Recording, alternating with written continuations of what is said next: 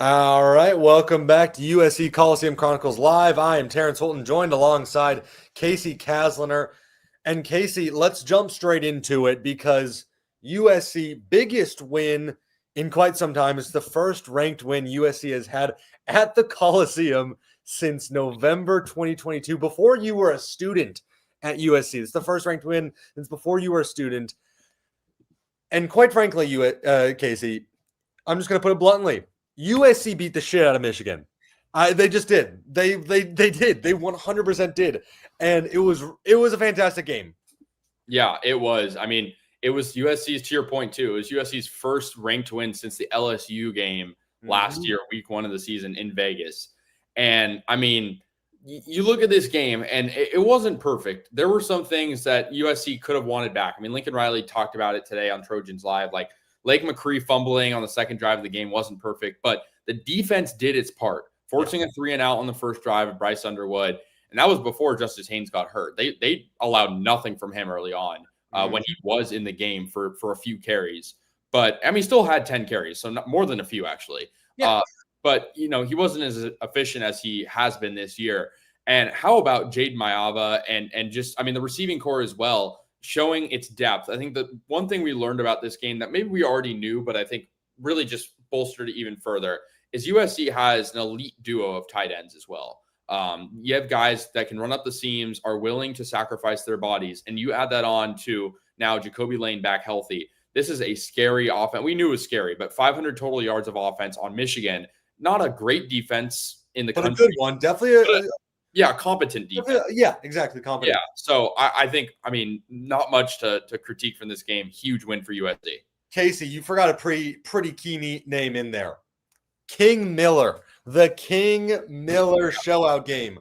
Obviously, his first game of the year against Missouri State, he had like 7 carries for 80 yards and a touchdown, garbage time. Who cares? What a next man up mentality. You lose Eli Sanders, and we'll get to that in a second. You lose Eli Sanders. You lose Wayman Jordan. King Miller, the walk-on. He should not be a walk-on today. He shouldn't have, as soon as he stepped off the field on Saturday, he shouldn't be a walk-on. He should have $1 million in his pocket and a scholarship. He was phenomenal. You can't say anything except for phenomenal. He had like 5-point-something yards after contact. He was shifty. He was making the runs. That 3rd and 25 run for the first down, God, that was probably the play of the game, in my opinion. 100%. It was such a turning point where USC could have punted away and given it back to Michigan, led him right back to that game. Instead, King Miller rips off a 49-yard rush, ends up taking it to the house. That was play of the game, in my opinion. Yeah, I mean, he averaged 8.8 yards per carry, basically 9. A long run of 49 yards, the one you're talking about, a touchdown. He had 14 yards receiving. So, I mean, that's 172 yards of total offense for King Miller, a walk-on. Speaking of walk-ons, I do want to shout out Ryan Sairi as well. He had a 54-yard field goal for another big one. Yeah, I think that was 3 possessions, longest field goal in USC history. I also want to shout out Brian Jackson. Did he have the flashiest game? No, but he had a 29-yard touchdown, and he wasn't even dressed to start the game. Yes, USC did get fined $5,000 for that. Hey, it's fine. Take it out of my tuition. It's all right. Take it out of my tuition. Change, yeah. So yeah, exactly. What a win though, because this was such a turning point of the season where if USC loses this, I don't know how you really go throughout the season with the national media talking about, oh, USC plays soft football. They can't win these big games. Lincoln Riley can't win the big games. This was such a big game because now you have Oregon, Nebraska, Notre Dame, of course, the next game, which we're going to talk about later, all on deck. Oregon a little bit later down the line. But Nebraska, Notre Dame on deck. This is such a turning point game, a gateway game, I might say, for USC to kick their season into the second gear. Yeah, and I mean, to your point, too, we'll talk about the full context of the Big Ten later. Big Ten's pretty much wide open. I know like there's 2 teams that are undefeated that, I mean, could lose. I mean, Ohio State's a great team, but Ohio State looks pretty unbeatable. But Indiana looks great. But Ohio State, Michigan, you never know what happens in that game, no matter how good Ohio State is, as we saw last year. Sure. So my point is, I mean, a win like this, I mean, I think a lot of people were expecting USC preseason to win this game. But the big thing is, we talked about it last week. Michigan was overrated the whole season. Yeah. So, them being 15, while we disagreed with it, we benefit from it because beating them by 18 points when you're only favored to win by 2.5, when they're ranked 15, and now Nebraska's ranked in the top 25. Which egregious, but we'll get into that later. Sure. Yeah, fine. Sure. So they're probably not going to drop. Like, this looks really good for SC playing, what, off the top of my head, probably 4 more ranked teams this year. Notre Dame, Oregon, I don't need to say the rest. Nebraska. 3, you're right. Nebraska. And so, it's huge. And I think going forward, the path to the playoff is getting more clear. It seemed like after the Illinois loss, it seemed like a lot of things had to go USC's way. Mm-hmm. They are definitely, I'm not going to say a shoo-in by any means, but they're on the right path. They are on the right path to getting there. Yeah, I mean, every concern we had against Illinois, the defensive line, they were getting bullied. They couldn't get any pressure. Against Michigan, they ate them up. And they really kicked down the door against Michigan because obviously Justice Haynes gets injured. Terrible, hope he's all right. He wasn't running that great beforehand. Anyways, USC was getting into the backfield. We saw a tackle for loss in the first quarter. The guy who's next to me in the stadium was like, all right, that's going to be their only tackle for loss the entire game. And USC ends up getting a couple more. It was incredibly impressive. Just the ability to get into the backfield, get to Bryce Underwood, a very mobile quarterback. It was very impressive. Bishop Fitzgerald had a career game. I know he had a game. Highest rated safety in the country from PFF. I mean, that, and I think he co-leads the country in interceptions with 5 now. He's had 2 multi-interception games, which is crazy. Purdue and Michigan. 5, because he had first game and then 2 and 2. And then he also had a sack. So that was great. What a play call by Danton Lynn. Yeah. You got Shelby. Dialing that blitz up, I mean, that's what you got to do. You have to make Underwood leave the pocket and not be able to create space. And when you have Eric Gentry dropping back into coverage, you can do a little bit more. I saw a funny stat from Ryan Cartgee. Eric Gentry was in the corner slot position for 29 snaps. Like a crazy amount of snaps. Eric Gentry was fully dropping into coverage, covering people. That is crazy. That just shows how good a player he is. Yeah, if anyone can do it, he can out of the linebacker room. And I also want to talk about the offensive line because I thought it was phenomenal. I mean, yes, it was. Shout out John Ray Reed, for how much flack he got, which was deserved after the Illinois game. He was great. He was on the same page. He had a great game, I thought. And no Elijah Page still. Imagine how good this O-line is going to be. What's Elijah Page? Yeah. Probably next game. Next game. Justin Toanoa was great. Alani Noah, they were great. I saw a lot of clips of Alani Noah as the pulling guard on the it was fantastic. He looked great. Yeah. So the offensive line, everyone said USC can't play big boy football. They can't play that Midwest football. USC plays Michigan and out Michigan's Michigan. They beat them at their own style of game. And if I'm Ryan Day, Ohio State, I am watching this game because they just gave them a blueprint of how to beat Michigan. He hasn't been able to do it the last 3 years. We just killed them. I'll just be honest. That game, that score, it was 18. It should have been more. It won the 2 turnovers in the red zone. At a minimum, it should have been at least 6 more points. Yeah, I mean, that Mayava interception was bad. And that was bad. Real bad. That was 2024 Mayava in a nutshell. Bad. That was one of the worst decisions. It's the worst decision he's made all year. It was real bad. 100%. Yeah, much worse. I mean, if we're comparing the 2 picks, that one was way worse than the first one. And the Walker, I mean, Lake McCree has always had a fumble problem. I don't know what it is. He fumbled last year, I think, against Rutgers or Utah State in garbage time, but it was one of those night games. And it was in the red zone, and I'm like, dude, hold on to the football. You're a tight end. But he's a great tight end, so I'm not going to harp on him too much. But fumbling has been a USC issue this year. Very much so. I want to ask you though, because it's not ideal when your 1 and 2 running backs are injured Eli Sanders is out for the season. Yeah, that sucks. Waymo is getting surgery and will be out 4 to 6 weeks. Yeah. It has season-ending injury coded on it though. It's I think if USC, if they were to start contending legitimately Big Ten championship and CFP contender, beat Notre Dame, beat Nebraska, you go into Oregon with only 1 loss, then I think they'll try and get him back. Yeah. It obviously depends on how Brian Jackson and King Miller are doing, of course. Sure. But 4 to 6 weeks at this point in the season, it's hard to come back during the regular season. I think it 100% depends how those two are doing, because Lincoln literally said it himself, like with Ryan Sairi and Chittenden. Chittenden is probably, if he's healthy and plays, is I'd say top 5 kicker in the country. Yeah. But it doesn't matter because Sairi has been literally like almost He's perfect. missed one field goal. He's been great. He hit a 54-yarder. Yeah. Like, knuckled it in, but who cares? That same principle is going to be applied to the running back room. And so Wayman Jordan could come back by week 10. Yeah. Is it going to happen? Probably not. But, if Jackson and Miller are like Lendale White and Reggie Bush, then we're in good hands. Thunder and lightning. But I want to ask you, though, like, does it worry you at all? I mean, not having 1 and 2 is big. And I know Miller looked really good, but it's still just pretty much his kind of coming out party a little bit. And then also, like, Brian Jackson's still kind of injured. Like, 100%. Yeah, it does. It definitely worries me, because especially going into a Notre game like this, if I'm a Notre Dame fan, got exactly what I wanted from that game. They don't like Michigan either. They're fine with either of those teams losing. But USC got beat up. The 2 top running backs, they got injured. We haven't even talked about Floyd Bacard. I'm not sure his status, actually, but he also was injured.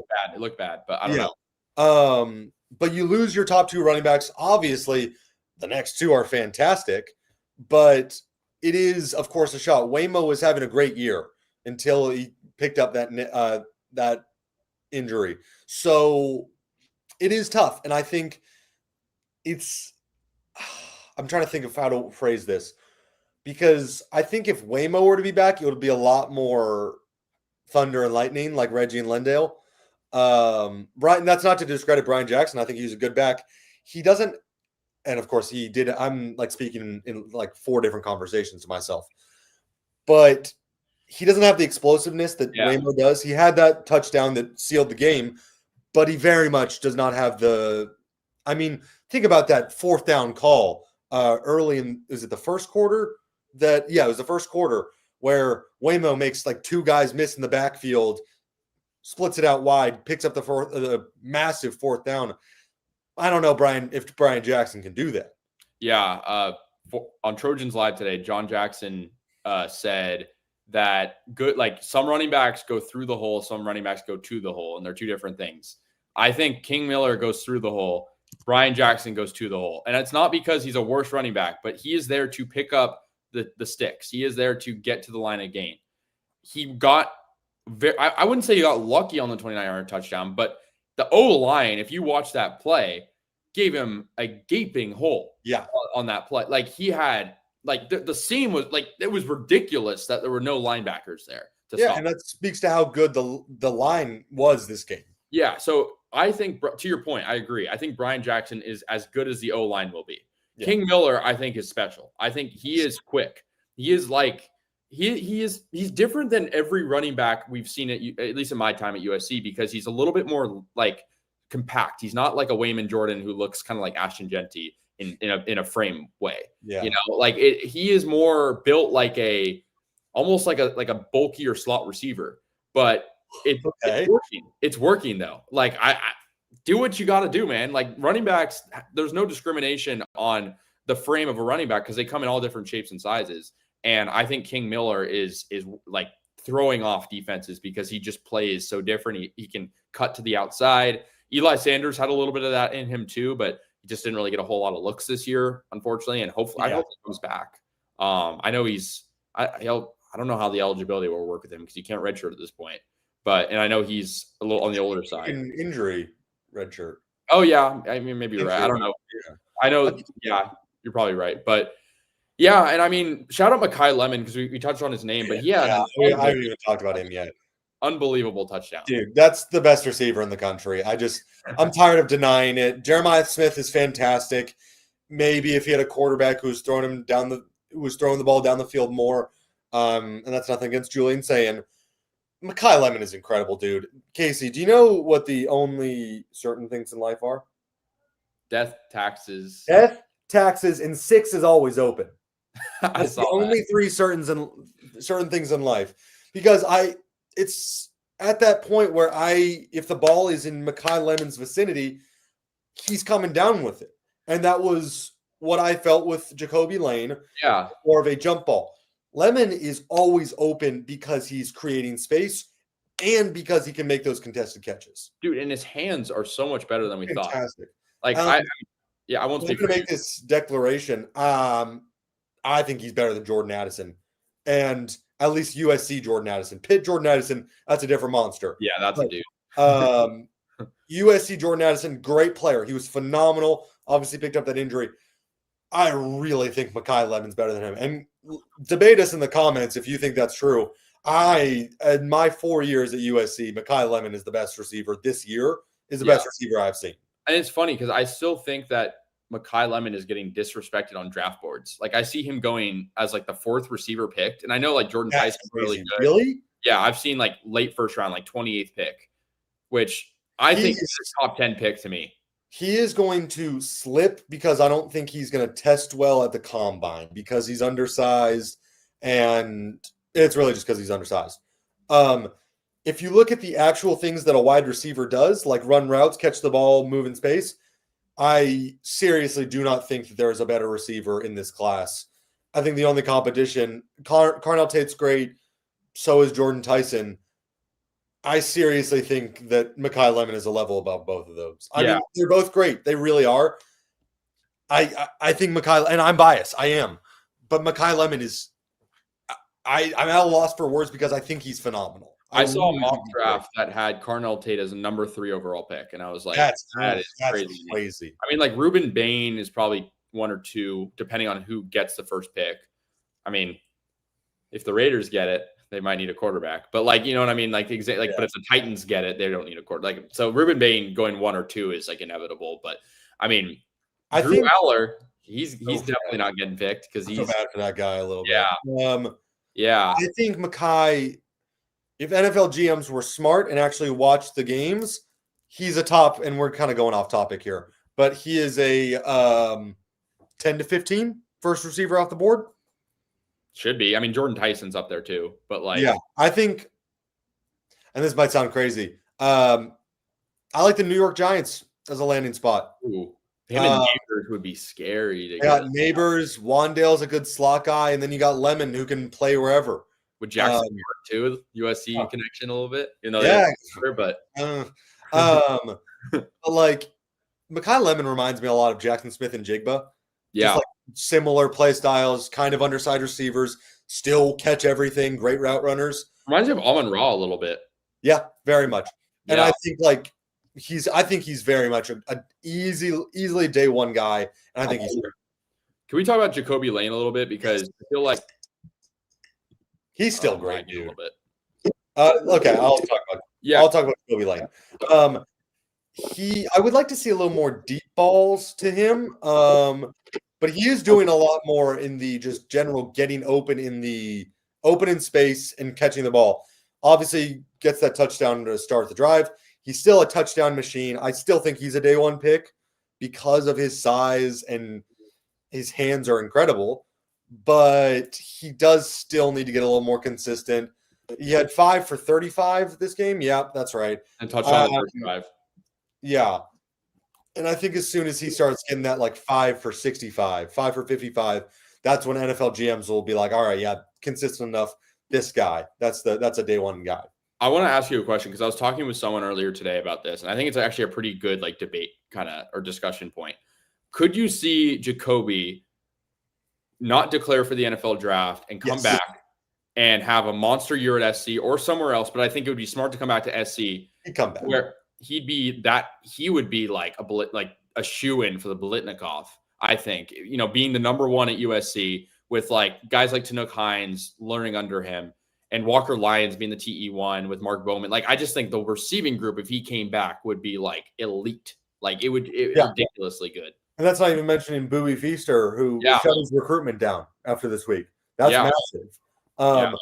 I 100% could see him. It depends on, you know, who he's getting invites from. I think he can be that early day one pick, though. Obviously, I totally can, because, you know, Jeremiah Smith is going to be a top 5 pick in the 27 class. I think Jacoby Lane can be right behind him. I don't know. That's not ridiculous to say at all. No, not at all. I mean, I think Yeah, I think it kind of depends on how the rest of the season goes. I think he'll probably be talking with his agent, be talking with Lincoln these next, 6 weeks or more, depending on how far USC goes. But I think because we were talking a little bit about the schedule for next year, and while it does seem difficult, and I know this is going kind of off stray a little bit, but I think it is sort of contemporary just because Penn State is going to be in a rebuild inevitably after firing. So that game doesn't seem, it is hard playing in Happy Valley, but like that game suddenly doesn't seem that hard. It looks a lot less daunting. Yeah. It's Happy Valley, but it's like, it's not, a Happy Valley with, recruits that they lost their 5-star recruit running back, I think. Yes. Who USC is in contention for. Wow. I think he was at Notre Dame this weekend, but USC is definitely in contention for him. Yeah. And then, Oregon could have basically a freshman QB, Bryson Beaver, I think it would be next year. Dante Moore still could. Yeah, it's the same thing. Like, does he go or not? Yeah. But anyways. Yeah. So it's like, but what I'm saying is you never want to be excited about next year because you want to stay focused on this year. But like, I think the win this week with, I think there were 100 recruits in attendance. 100, like there were a lot of recruits in attendance. I saw Mark big recruiting weekend. Yeah. Lots of Mark Bowman. I was like, that is a big and non-commits. Yeah. It was a huge recruiting weekend. And I think getting a win like this, I remember last year, Penn State, they also had a ton of big recruits there because big game. They lose it. A lot of these guys now, they see USC win a big game. They're going to want to be here. Especially with how good the Coliseum atmosphere was. I mean, how was it down in the stands? Dude, it was phenomenal. I was subject to a group of like 6, it was like 8 Michigan fans all right in front of me. And to that I say, whichever USC students sold their tickets to those Michigan fans, they need to be expelled. Wait, were they wearing the overalls? Yeah. I was right behind those guys. I went to high school with all those guys. So shout out, sort of, but also no, because you're Michigan fans. That's so random. I was walking outside the Coliseum and I hear my name, Casey. I'm like, oh my God, they're 2 years younger than me. And they're all freshmen some of them don't even go to Michigan. 2 of them go to UCLA. One of them goes to Irvine. One of them goes to Claremont McKenna. One of them goes to Michigan and like brought his friends, brought them overalls. Shout out Athenian High School, but like that's besides the point. That's crazy. Yeah, I was right behind them. Yeah, that's crazy. Actually, like perfectly nice guys. That's crazy though. Yeah. But the atmosphere is awesome. Giving out towels was great. The whipping them around is always awesome. Always fun. I somewhere. I also got mine somewhere here. I grabbed one on the way out because we don't get them in the press box, but I found it in the ground. Yeah. Yeah, great, awesome environment though. Best I've seen it since that Penn State game, which was great. Yeah. Casey, really quickly though, because there's a couple things I want to address before we move on to Notre Dame. First off, I noticed that 2 weeks ago we had a Michigan commenter named Antoine in our comment section, and we told him, "Be here no matter the result." It's pretty quiet. He's not here. Where is he? I miss. And there was another guy who also fight on Insane Sports Takes. There's another guy last week who was like our biggest commenter, a Michigan fan, who was trashing us, saying that we're never going to win. And speaking on that, I'm going to pull up our comment section from a video that we had posted last week where we talked about how USC beats Michigan. Yeah. And we knew that this is how USC beats Michigan. They beat them by stopping the run. They play their pass game. They spread the ball out. Let's just say we had a couple delusional Michigan fans in our comment section. So I'm going to pull these up really quickly because, Casey, let's take a look at these. I can't tell if we can see them on the screen that well. We can see them. All right. Confirm. First off, Bryce career passing yards was against Wisconsin. I think we've said that, but I don't know. But I want to get to some of these. Illinois beat USC. Enough said. I can't believe you guys are serious. You can't stop Illinois on the ground. You damn sure ain't stopping Michigan. Casey, remind me how many rushing yards Illinois had. Michigan. Michigan had a total of 109, averaging 3.5 yards per carry. 109. We said, and this is going to come up later, we said USC, if they held Justice Haynes to around 85 yards, then they could win that game. Of course, he got injured, but he was not doing that great. Okay, before we move on, can we? Because I know every Michigan fan is going to blame the Justice Haynes thing. I feel like USC losing its top 2 running backs cancels out. It cancels out. It's not like USC Justice Haynes had ran for like 600 some entering that game. Wayman Jordan had ran for 560 entering that And game. you lose Eli. Yeah. It cancels out. Yeah. That's like discrediting Jordan Marshall too, who's a good running back. But here, Justin Haynes will have at least 120 on the ground and add about 50 from Bryce and Jordan Marshall. Marshall had 60. How many did Bryce have, Casey? Because he was stacked. -4. -4. That's fascinating. -4. Wisconsin couldn't cross the 50-yard line for 8 straight drives. Yeah, that doesn't matter. We're better than them. It's honestly wild you guys get paid to talk about football, but good for you guys. Yeah, we were right, and Underwood, yeah, we may have missed on that one. USC is going to score. It all comes down to whether Michigan can run, including the Underwood.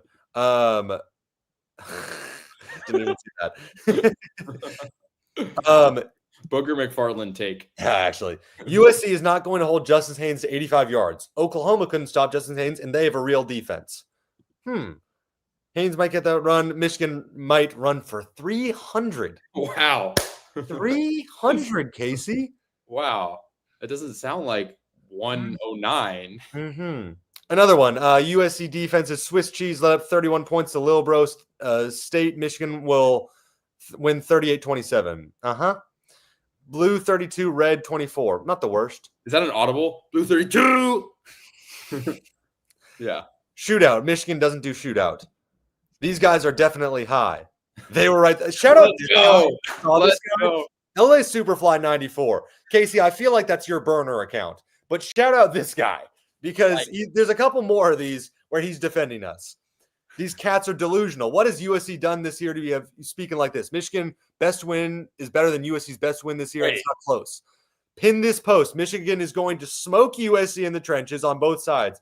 We are going to get after that QB. I can assure you, just like we did last year. Can we pin that post? Can we pin this post? I want to pin this post. I don't. We will pin it later. I'm not on the account. I will pin this. Wait. Is he really saying that because Michigan's best win was what?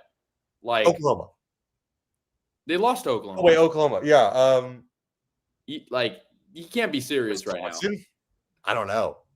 Okay, but I think Wisconsin and Michigan State are comparable. Come on. I mean, no, Michigan State. I mean, they just got killed by UCLA. Okay, but so did Penn State. Yeah, true. Shout out. This is fight against the greater evil right here. Michigan lost. Michigan, yeah, the greater evil. Casey, we'll go through the comments in a section. Insane Sports Take. Sorry, we're being petty right now. Illinois destroyed USC. Did not destroy USC. It was a 2-point game, but sure. Come on. Keep sleeping. Bryce Underwood is coming. Other than that one busted play, he had like 100-some passing yards, negative rushing yards. Didn't look good. Yeah, and then this is our only positive USC comment, which didn't end up happening because USC actually won on the pass interferences, I'll say. But that was just kind of us being petty because we saw those comments and it was just a bunch of Michigan fans who think that we are ridiculous and always wrong. No. There were 33 comments. About 32 of them were wrong, approximately. Yeah. So if you're a Michigan fan watching this, congrats. Yeah, exactly. This is so true. Dave Portnoy, after sitting depressed in his car, it just brought a smile to my face, Casey. Oh my God. It was incredible. After saying USC is soft, for the record, Illinois having big noon kickoff 2 times in 3 weeks is weird to me. I know they had 2 big games, but well, would you have preferred to be here? I don't know. I just think, I don't know. I was doing a double take, but Portnoy standing there and saying it's a soft West Coast program. Bro, are we serious? We're in the Big Ten now. Yeah. This is come on. I'll just keep it a buck. We kicked Michigan's teeth in. USC kicked their teeth in. They beat them at every single level. They really did. We put a bag over their head and slapped them. All right, sure. Yeah. Exactly. But Casey, let's move on to Notre Dame. Yep.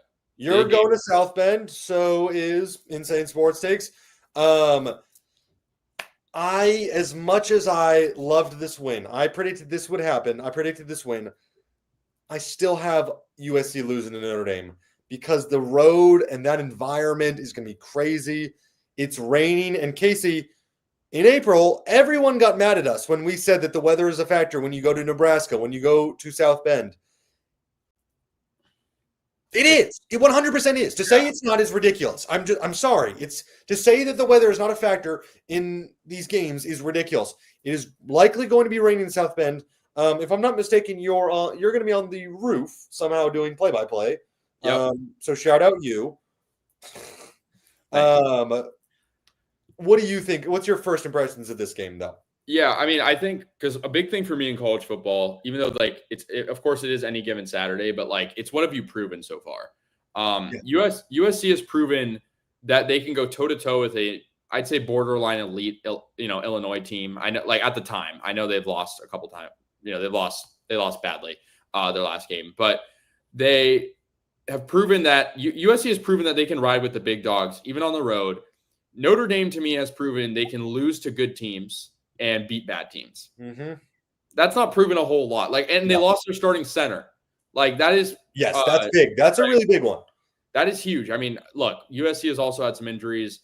Jeremiah Love is very good, but suddenly I'm not as scared about the run. I know like no Justice Haynes is, a big thing.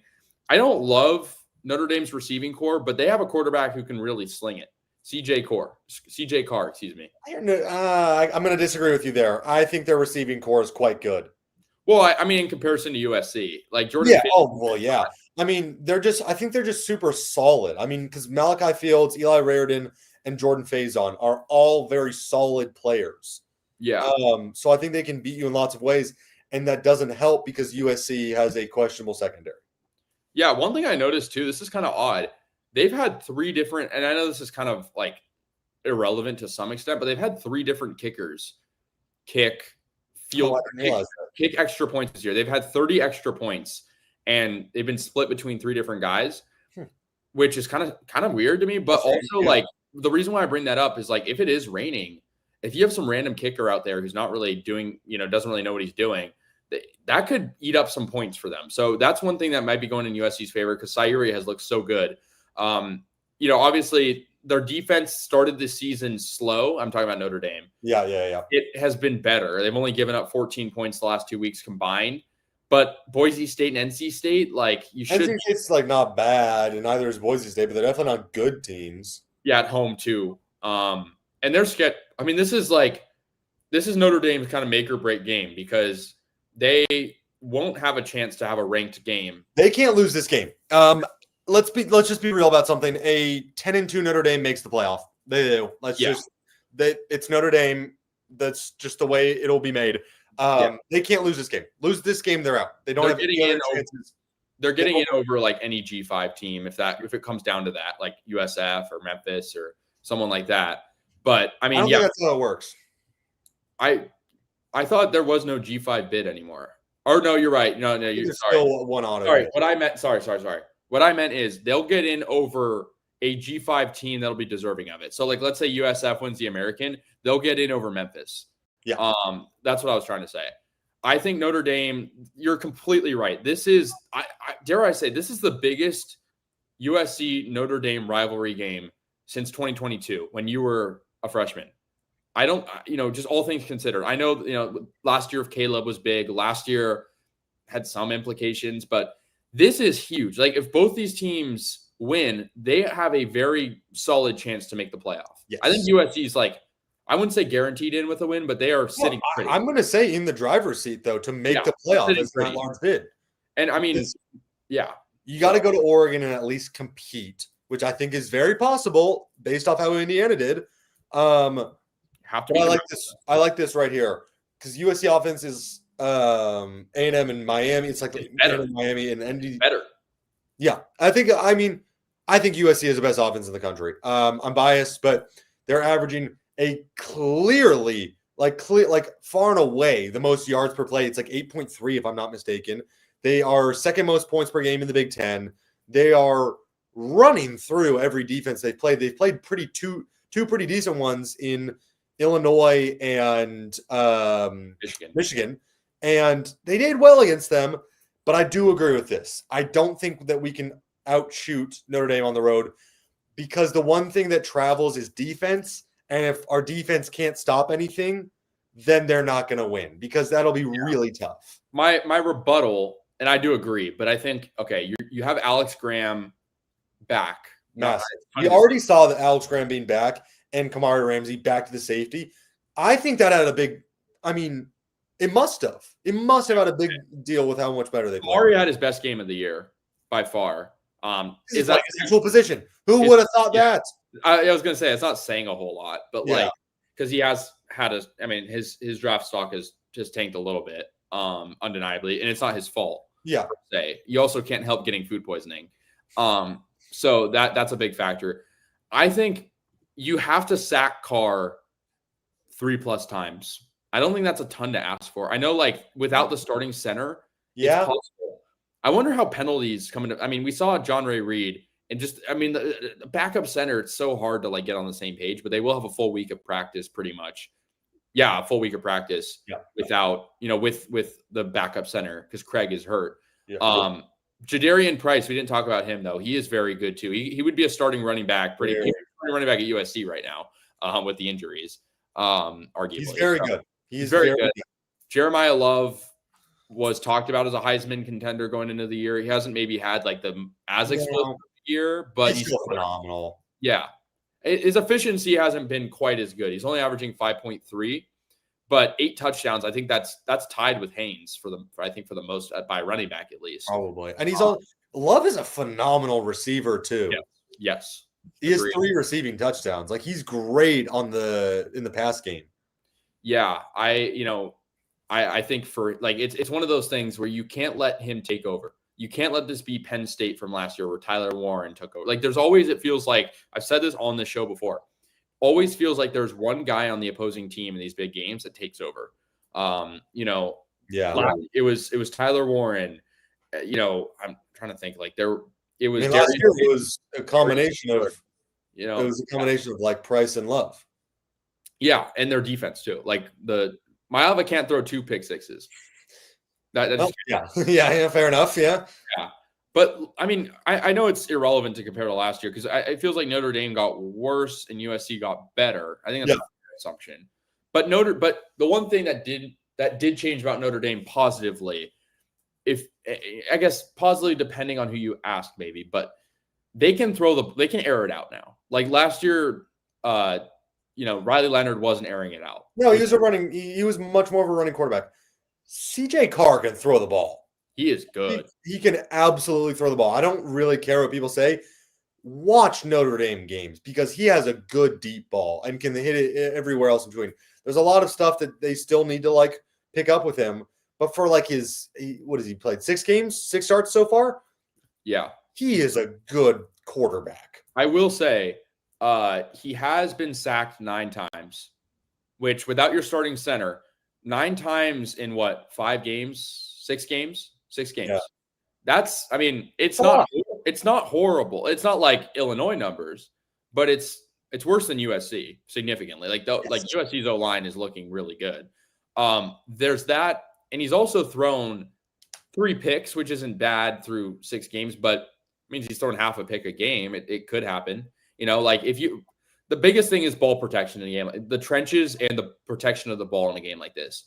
If USC has 1 or fewer turnover, I think they can win this game. 1 or fewer turnover. I agree because turnovers keep plaguing them. That Michigan game, we talked about it earlier, and I'm going to get to this comment in a second. They should have won by another 14 points. They should have won by 32 points. They just should have. And because it's a bad fumble and an even worse interception. That was one of the worst decisions I have seen in quite some time.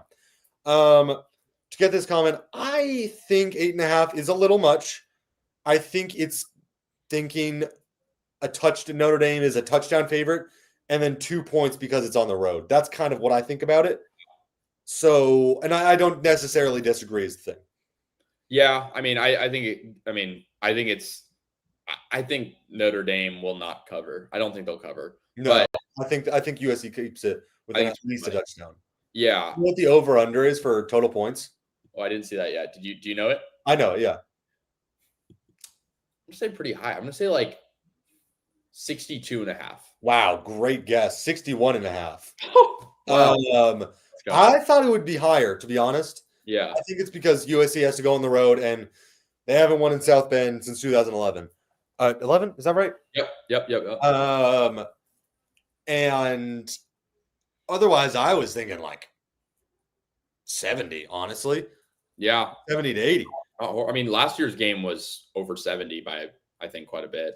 49-35, is that right? Yeah, I think so. Yeah, something like that. That's Again, that game should have been a one score. Like it should have been. I mean, it should have been a USC win for being real, but it should have been. I was talking with my friends at the game, because right before he threw the pick, I was like, we don't want to score too quick. They don't want to score too quick. You just can't do it too fast. And then, of course, it's a pick six the next play. So, sort of like the Lincoln Riley special a little bit. A modified Lincoln Riley special. I guess, I could give you a little bit of insight from Trojans Live today. I know, there's not a whole lot because it's a mediated conversation with Lincoln Riley. So there's not a lot he's going to say. He talked about King Miller and Kalon Miller. I actually didn't even realize they were brothers till then. That didn't cross at all. Sense. Yeah, I mean, same last name, same initials. And just how I think he sort of hinted at scholarships potentially. I will ask you this though, and I think there is an obvious answer, but it's not really a question. It's more like a statement. I think King Miller and Ryan Sayuri should both get scholarships, but I know King Miller is more serving. No, I agree with that. Yeah, but Sayuri has stepped up, and King Miller has found himself as the RB1. So can you imagine what he's feeling right now? You went from walk on, you're probably not even supposed to play at this level. You know, if you're being real, maybe I think he got looks from from smaller programs. Yeah. He's from the area, but now you're the starting running back in the biggest intersectional rivalry in college football, a top 3 or 4 rivalry in sports, if we're being real, and he is RB1 on the road. That is just crazy to I can't even comprehend that. Yeah, it's pretty cool, and I saw a stat.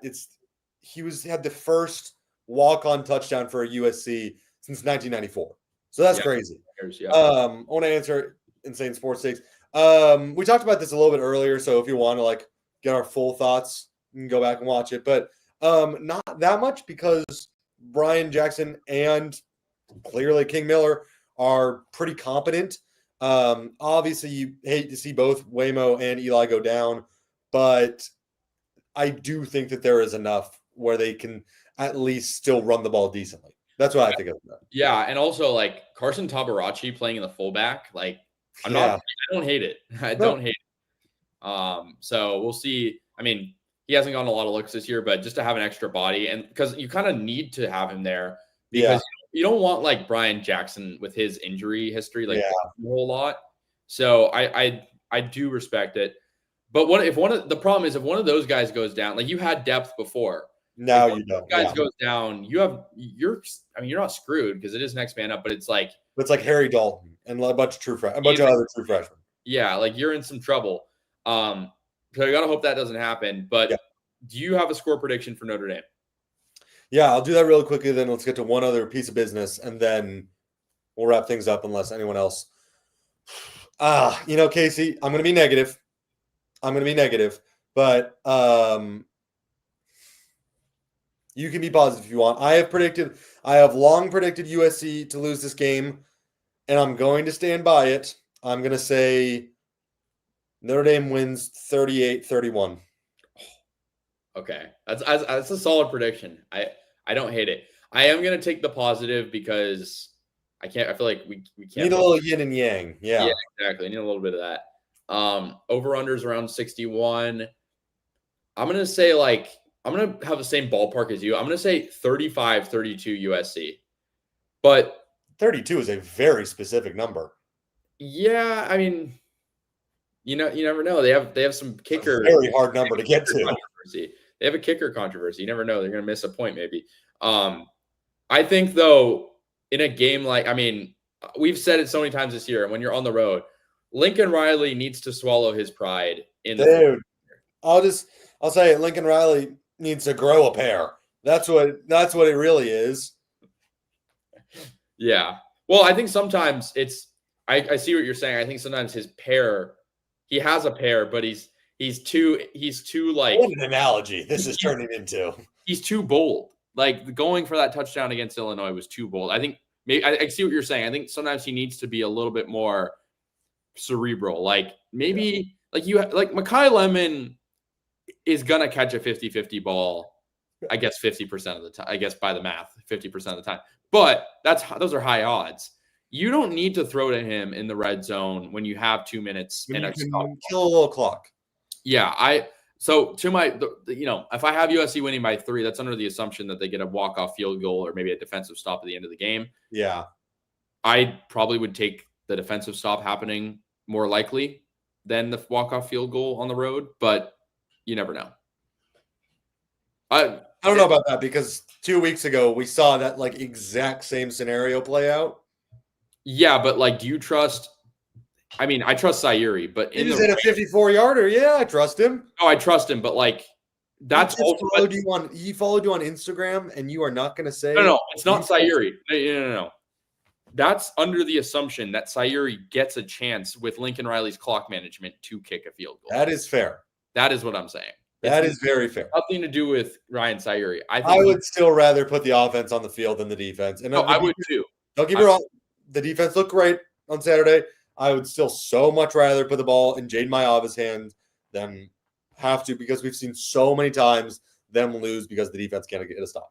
And to that point too, I think one thing that they did really well this past weekend was setting up second and medium. Yeah. Like second and medium is your friend when you have Makai Lemon, because I want to see Jaden Mayava air it out and Jacoby Lane. I forgot about him, but like a guy like Brian Jackson is going to get you 4 yards pretty much every carry. Yeah. He'll explode sometimes, but his average is going to be, his average this past game, I believe, was around, I think it was a little skewed because of the big run. I don't have it quite up with me, but if all else fails, take the shot on second down and medium. His average was 7, but he had that 29-yard touchdown. 5 for 35, yeah. Yeah, so like before that run, he was not super efficient, but again, if you can set up second and medium, just take what the defense gives you. Notre Dame's secondary is depleted from what it was last year. They lost Xavier Watts. They lost Kennedy Urlacher. They lost Chad Bowden. Benjamin Morrison. Yeah. Shout out Chad Bowden. So I will be interested to see like Devonta Smith and Leonard Moore, because those are they're very good corners, and USC has very good receivers. So it's going to be a battle on the outside. Yeah. It's going to be, it's just one of those games where it feels like sort of like the Michigan game last year, where like this game will deflect both these teams in different directions. And the crowd, I do worry a little bit, because I think for a lot of these guys, to your point a little bit about the road, like this is the biggest game they have played into this point. This is definitely Jaden Mayava's biggest game he's played into this point. Some of the guys maybe who've been on the team a couple of years could attest differently, but this is definitely Jaden Mayava's biggest game. Definitely Jaden Mayava's biggest game, and he's been really good on the road. Yeah. So because once again, we already said it, but win this, I think you're in the driver's seat for the playoff spot. Yeah, and he's only lost 2 games as USC starter. Yeah. Both those games were close. He's the guy. I saw also, I don't know if you saw this, I think On3 updated their Heisman rankings. He's in the top 10. He's number 8. Yeah. That's more indicative on USC, I think, than him. Well, yeah, but like, yeah. As in, I think he could be higher. For USC. I thought you meant he was only there because. No, obviously Lemon makes him look great, but there have been games where Lemon hasn't been super omnipresent. There was a game where he had 60 yards. And Mayava still balled out, is what I'm saying. It was Purdue, and Lane had 3 for 90. I'm definitely not saying that Mayava is carried by the receivers, but they very much help him out a lot. Yeah, well, yeah. So is his tight ends too. Not necessarily from a statistical. They are in the receiver group. Yeah, well, I know, but It's good to see him getting recognition though, because I think he's a guy who's driven by confidence. You can tell, you know, just in his demeanor. But interesting to see. I mean, Carson Beck, you never thought he would be really in the top 3 maybe a year ago. Ruben Bain's up there. Fernando Mendoza's up there. I think he's number 1. If I'm not mistaken. Really quickly though, Casey, everyone leave any comments you got down below us before we wrap this up. But super quickly, because USC did land a big commit today. Oh yeah, double share my screen here. But Jaquan Morris, top JUCO cornerback. We saw what JUCO players can do immediately. Look at Wayman Jordan. Casey, my only question is, can he play now? Yeah, it wasn't super clear like what his I would assume he wouldn't be class of 27. No, he's probably 6. He's probably 6. Yeah. Yeah. You mean right now? Sorry, you mean right now? I mean right now. I mean, can he come to South Central right now? I wish. I mean, I don't think that's possible, but I wish. I mean, we saw what USC got out of Wayman Jordan from JUCO. I think the question of if it translates or not is different on defense, but I think we saw that with Waymo. His offers weren't crazy. Like East Carolina was his top school, and then it was UTSA, FAU, Troy, New Mexico, Arkansas State, Coastal Carolina. Like these aren't big programs, so I'm a little skeptical of how good he actually is. But like, I mean, he's like the top cornerback. He'd be like starting right now, though. Like is what I'm saying. So So, but I mean, it just speaks to like how good the 26 class is, and I mean, it was. I mean, we've talked about this so many times, but you know, Chad Bowden, shout out. He's going back to his former school this weekend. That was not enough. He was on Trojans Live today. Chad Bowden Bowl.